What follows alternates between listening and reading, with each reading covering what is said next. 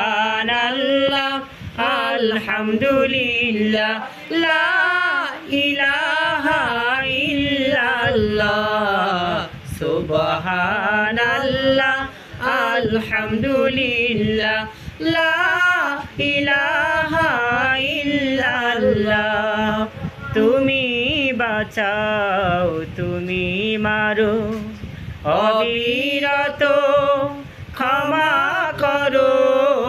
তুমি বাঁচাও তুমি মারো অবিরত ক্ষমা করো ধরার যে জন তাকে ধরো ধরার যে জন তাকে ধরো তোমার মুঠোয় সবই আল্লাহ সুবহানাল্লাহ আলহামদুলিল্লাহ লা ইলাহা ইল্লাল্লাহ সুবহানাল্লাহ